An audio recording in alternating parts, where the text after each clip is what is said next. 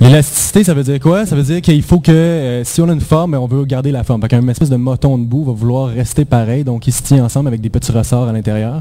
Ça, c'est l'élasticité. Et la plasticité. Plasticité, c'est un mot un peu étrange qui veut dire que finalement, c'est pas si élastique que ça et ça peut changer de forme. Donc, on peut imaginer que la plasticité, c'est le taux avec lequel on oublie qu'est-ce qu'on était avant. Fait que si on change de forme, mettons on écrase la chose, ça va rester comme ça parce qu'on a oublié finalement qu'on était supposé dans l'autre forme d'avant. Je vais vous montrer un film de boue. Il y a un bon spot de boue au début. Là.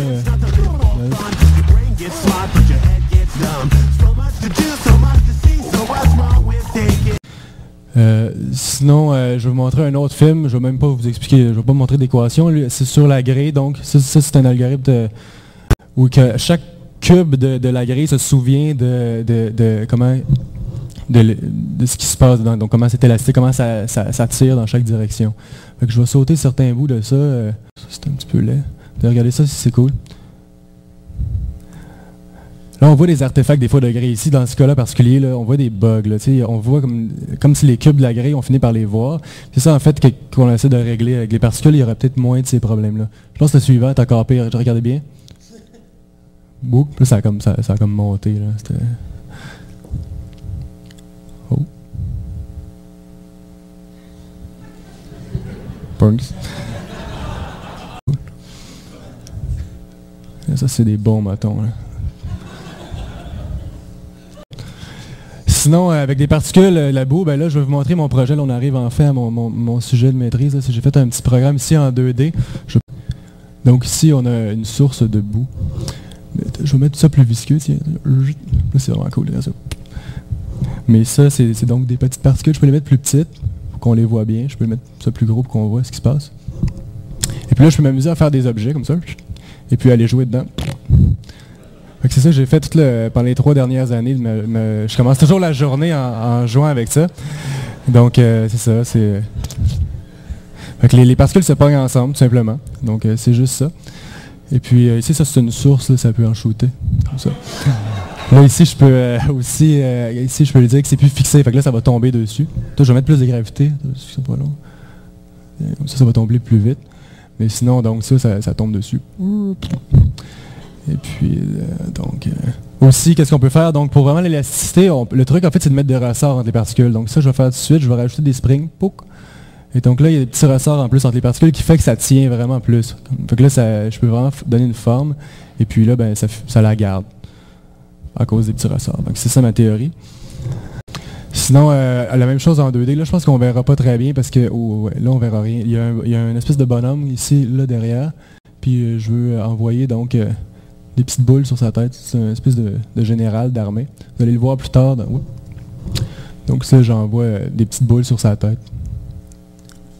C'est malheureux qu'on ne voit pas la tête. Là, on voit juste les petites boules qui tombent sur quelque chose. En tout cas, ça, c'est pas très bon. On voit rien. Mais sinon, je vais vous montrer mon film donc, que j'ai fait avec ça. Ah, ok. C'est cool. Donc ça, on a présenté ça cet été...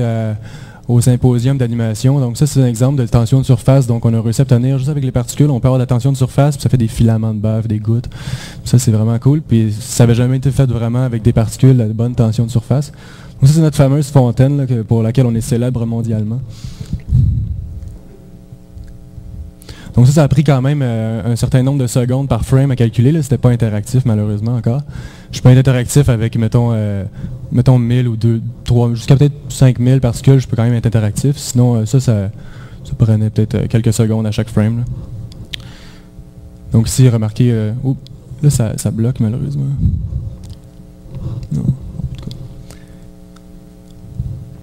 Donc ça, c'est Al, notre ami Al, qui a été fait par les gens de Softimage au début. Là. Je ne sais pas si vous vous souvenez, ben ouais, c'est Softimage qui nous ont donné ce... Ça, c'est le petit lapin. Donc là, que vous voyez, il réagit avec l'eau, il se fait pousser. Là, il va avoir la même chose une autre fois, mais avec le lapin un peu plus léger. Là, il va flotter.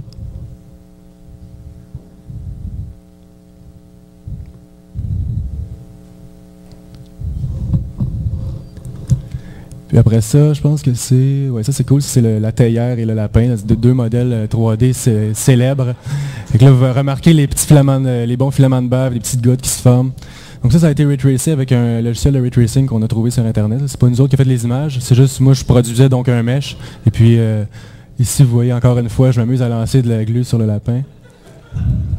Et puis je change les paramètres. Vous voyez que là j'ai enlevé la friction, ça fait que ça glisse. Tu sais, il y a comme un moule invisible que j'enlève, j'ai mis des springs. C'était quand même assez rapide. Fait que là je peux. Là on change les paramètres encore. C'est le méchant général là, que vous voyez, qui là, on se venge.